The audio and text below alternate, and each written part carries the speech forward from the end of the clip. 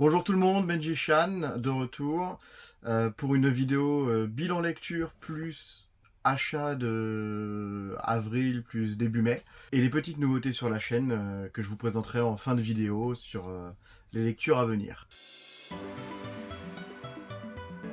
Deadman Wonderland en 13 tomes, c'est l'histoire de ce personnage qui va se retrouver accusé à tort du meurtre de tous ses camarades de classe et qui va se retrouver dans une prison où, pour survivre, il faut combattre d'autres prisonniers.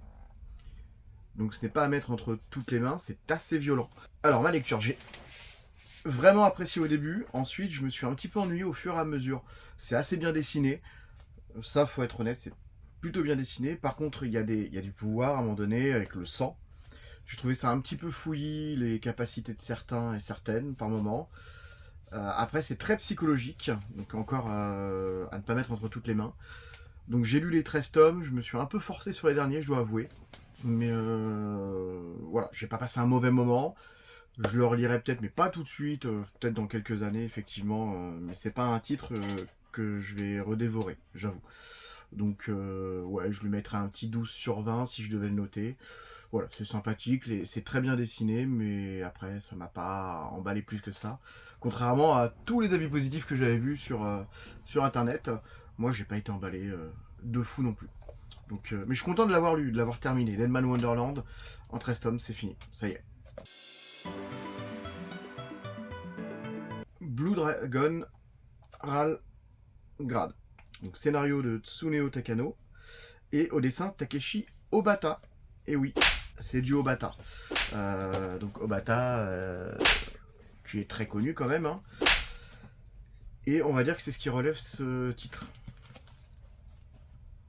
L'histoire, c'est ce personnage, donc Ral, qui est enfermé pendant 18 ans parce qu'à l'intérieur de lui, il y a un Kage enfermé, un Kage qui est l'un des plus puissants du monde, le Blue Dragon. Donc après, en fait, il est libéré et il va essayer de combattre les autres Kage qui menacent l'humanité avec les humains, dont sa maîtresse, on va dire, celle qui lui a tout appris pendant 18 ans, dont j'ai oublié le nom.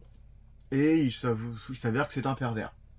Tout simplement, son but c'est de toucher le plus de poitrines et c'est pour ça qu'il veut sauver l'humanité, pour pouvoir toucher les poitrines des femmes, sinon il n'y en aura plus. Alors, point positif, le dessin est magnifique, c'est du Obata, même si on voit que c'est au début.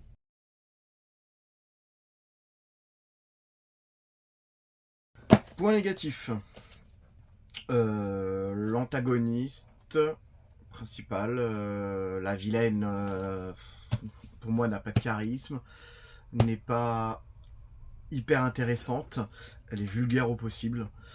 Tous ces sous-fifres veulent juste de la bave, une culotte, des choses comme ça, lui toucher la poitrine. Enfin, c'est beaucoup poitrine hein, dans ce manga. Trop à mon goût. Je trouve que ça casse le sérieux du truc. L'histoire en elle-même, c'est du classique. Ça veut aller abattre une méchante qui essaie d'assouvir l'humanité avec ses monstres. Ok. Après de là, on pourrait faire beaucoup mieux. Notamment les Kage, donc les monstres, qui certains aident les humains, d'autres les possèdent. Et enfin, il y a 3 formes de Kage. Je n'ai toujours pas compris la différence entre les 3, clairement. Et le dessin, je trouve que Obata, sur les scènes d'action, comme il veut beaucoup détailler, bah, c'est très fouillis parfois. Malheureusement. Et c'est rare que je dise ça sur Obata, parce que j'adore son dessin. Sur les personnages, c'est magnifique. Mais sur les scènes d'action, j'avoue que des fois, je comprends pas tout. C'est trop fouillis, c'est trop... Il y en a dans tous les sens. Mais les chara-designs sont très beaux, par contre. Voilà. C'est ce qui relève ce manga. Si ce n'était pas Obata au dessin, je le revendrais. Mais là, comme c'est Obata, j'aime beaucoup Obata, je vais le garder. Si vous aimez bien ce dessinateur, vous pouvez le prendre. J'ai pas souffert dans ma lecture, honnêtement, ça passe. Mais bon, on voit tout arriver. On voit tout arriver clairement. C'est un peu dommage. C'est un peu vulgaire pour rien. C'est sexualisé pour rien. Mais il y a pire. J'ai lu bien pire. Voilà. Donc Blue Dragon, Ralengrad. Ensuite, la lecture d'un manga que je vous avais présenté, que j'avais commandé par erreur. La dresseuse sans étoiles parcourt le monde pour récolter des déchets. Je me dis bon, c'est sur ma table de nuit depuis 3 mois que j'ai commandé par erreur. Je vais le lire, j'avais un soir je savais pas quoi lire, je voulais un truc pas trop prise de tête, j'ai lu ça. Et ben j'ai adoré. j'ai vraiment adoré ma lecture. C'est l'histoire de ce petit personnage qui, dans un monde où les compétences sont révélées par on va dire des magiciens du village, le nombre d'étoiles que possède une personne, c'est la qualité de ses capacités, de ses compétences magiques.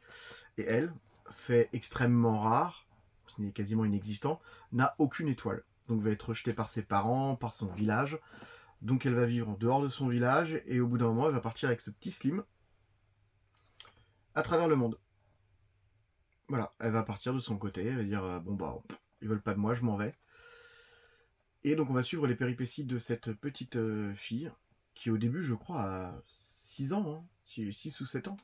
Donc vraiment qui part très très jeune de chez elle où on essaie même de l'assassiner à un moment donné de mémoire.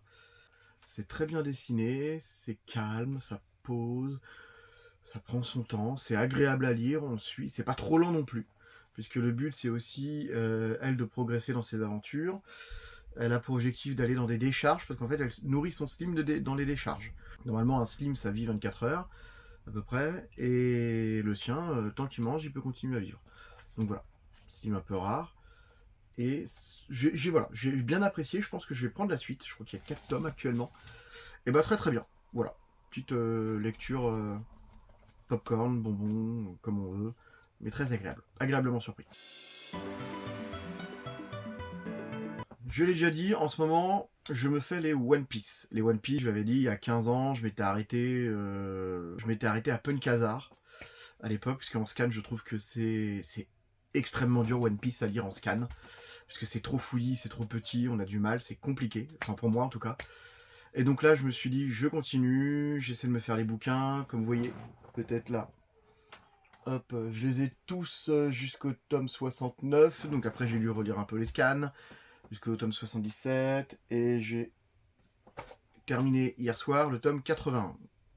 Donc je me suis fait donc Punkhazar, c'était long Punkhazar. J'avoue que j'ai eu beaucoup de mal. Je me suis fait Dressrosa. L'histoire était très intéressante, mais pareil, je l'ai beaucoup lu sur scan puisque c'est des tomes que j'ai pas forcément, donc un petit peu plus difficile. Ce qui est hyper top, c'est l'histoire, c'est le passé de tous les personnages, on apprend des choses, et c'est de savoir qui vient d'où, ce qui s'est passé, pourquoi ils en arrivent là, c'est ce qui est intéressant dans One Piece. Le dessin, c'est toujours pas mon dessin préféré. Les combats, je trouve que c'est toujours trop facile quand Zoro, il découpe un mec en montagne en faisant juste attaque des 3 sabres, alors que bon, il galère depuis 2 tomes, et d'un coup il se dit bon allez je le fais. Bon, je trouve ça trop facile. Il n'y a pas de logique dans les pouvoirs comme ça peut être dans One Piece ou dans Kenshin, comme j'ai déjà dit, où là il y a des logiques, il y a une intelligence du combat. Voilà, c'est ce qui me manque un peu dans One Piece. Bon, c'est pas très grave. C'est pas le principal pour moi les combats. C'est l'histoire, c'est l'épopée. Et je dois avouer aussi que donc là l'arc de Zou que je commence m'intéresse pas mal, parce que ça change un petit peu, et qu'on apprend encore des nouvelles choses, plein de nouvelles choses. Et j'ai une petite critique sur l'édition, effectivement, sur en papier, c'est que je trouve que là, il n'y a pas de blanc du tout, et à chaque fois on galère pour lire, dès que c'est écrit à cet endroit où il y a des dessins. C'est pas pratique du tout, je trouve que c'est... voilà. Donc on peut pas lire bien, on est obligé d'écarter le livre à fond, c'est dommage.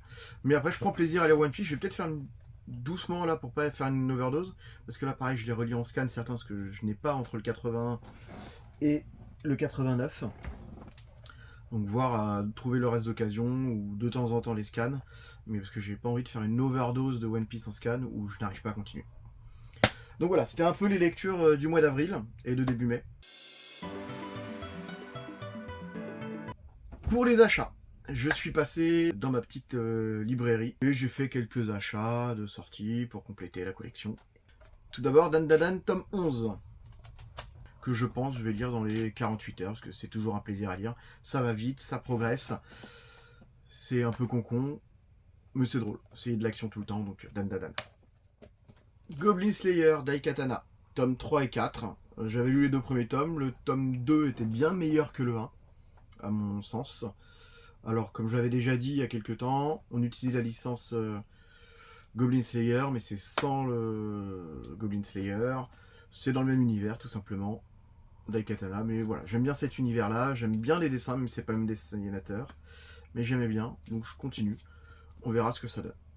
Tome 7 et 8 de Ranking of King, je continue les aventures de Boji, que j'adore suivre, et j'en prends 2 à chaque fois. Je les prends par 2, parce que 1 ça se lit très très vite, et je prends toujours autant de plaisir à les lire, donc je ferai un petit bilan quand j'aurai avancé. Sur les 5 et 6, j'avais bien apprécié, effectivement, on avance, on se demande toujours où ça va, on se pose plein de questions, mais c'est très agréable à lire. L'habitant de l'infini, tome 3, dans la nouvelle édition. Je n'ai toujours pas commencé les 2 premiers, il faudra que je m'y mette. C'est sur ma pile à lire qui est là-bas. L'habitant de l'infini, tome 3. Très belle édition, je trouve. À voir si c'est pratique à lire.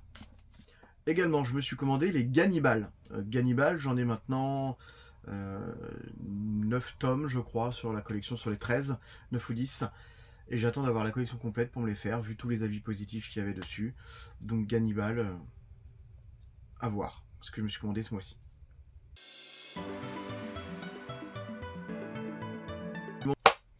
Et donc, je vous ai dit effectivement une nouveauté, je vais vous faire participer.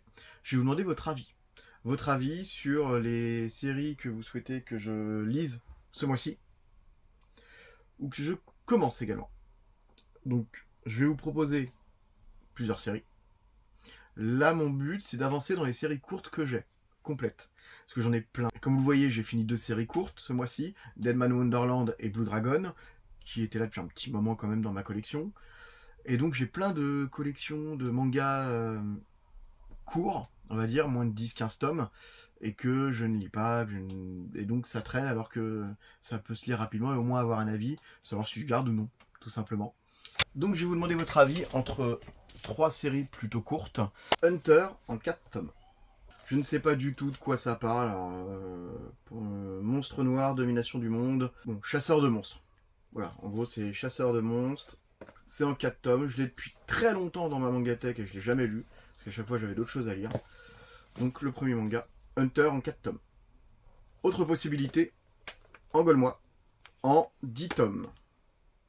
Alors, c'est l'histoire de samouraïs qui vont devoir défendre une île. Donc c'est de la tactique militaire, si je dis pas de bêtises. Donc j'ai eu pas mal d'avis positifs sur internet. Donc en 10 tomes, Engole-moi.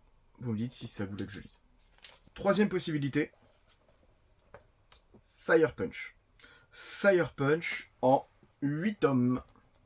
En 8 tomes, donc de... Comment il s'appelait déjà? De Tatsuki Fujimoto. Donc je sais qu'il y a des fans, une grosse base de fans de cet auteur, celui qui fait Chainsaw Man. Alors je vous le dis, j'ai arrêté Chainsaw Man. Moi déjà jusqu'au tome 12, il y en a plein qui ont adoré. J'étais déjà pas un gros fan jusqu'au tome 12. Mais alors après, là je suis plus 14-15, ça m'a saoulé, donc j'arrête Chainsaw Man complètement pour l'instant. Et si je me retrouve d'occasion plus tard, on verra. Mais j'ai pas du tout envie de lire la suite et j'ai pas envie de mettre 7 € tous les mois là-dedans, tous les 2 mois. Ça m'intéresse pas pour l'instant. Donc Fire Punch en 8 tomes. Voilà, donc Fire Punch, Engole-moi ou Hunter. Donc vous décidez pour quelle intégrale je lis ce mois-ci. Et je vous ferai un retour après. Voilà, tout simplement. Ensuite, je vais vous demander aussi votre avis pour commencer une série où je vais vraiment à une série qui est encore en cours, plutôt longue, et donc j'ai le choix entre 3-4 séries. Je vais vous demander votre avis, savoir laquelle j'attaque, pour ensuite continuer sur la durée, voir si ça me plaît déjà. Mais des tomes, des collections, des mangas que j'ai beaucoup, et voir ce que ça donne. Première possibilité, pareil dans les commentaires vous me direz ce que vous voulez que je commence. Black Butler. J'ai du tome 1 au tome 8 pour l'instant. Si ça me plaît, je continuerai parce que je crois que j'ai les 5 premiers depuis quelques années également et que j'ai jamais commencé, mais j'en entends beaucoup de bien. Ensuite, Blue Exorcist, où là je crois que j'ai les 27 premiers tomes. J'avais lu le premier, j'avais bien aimé, et pareil, comme j'ai beaucoup de choses à lire, j'ai laissé le temps passer. Blue Exorcist. Ensuite, des mangas plus contemporains. Mission Yosakura Family, donc de l'espionnage.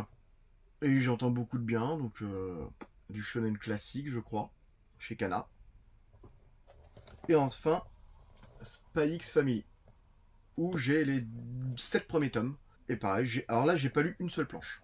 Donc pareil, Entre ces 4-là, vous me dites lequel je commence. Spy X Family, Mission Yozakura Family, Blue Exorcist ou Black Butler. Vous me dites et je regarderai lequel je commence. Et je continue si ça me plaît, mais au moins pouvoir en commencer un des 4, voir ce que ça donne. Voilà.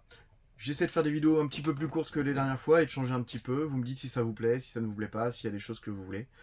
Je vais essayer de vous faire d'autres vidéos sur des mangas que je possède, qui sont pas trop connus des fois, où j'en vois pas beaucoup dans les mangatech, on n'en parle pas souvent des anciens. Une vidéo mangatech qui est en préparation depuis un petit moment, mais elle est assez longue, comme vous le voyez derrière moi. Là, il y a plus de 3500 mangas, donc ça prend du temps. N'hésitez pas à mettre un petit j'aime, vous abonner, je sais comme tout le monde le demande, et un petit commentaire, ça me ferait hyper plaisir. Le but c'est d'échanger avec tout le monde, d'échanger avec vous. C'est l'objectif de la chaîne, tout simplement, c'est pour ça que je fais les vidéos.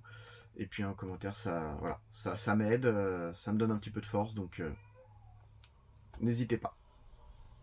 Je vous dis à bientôt.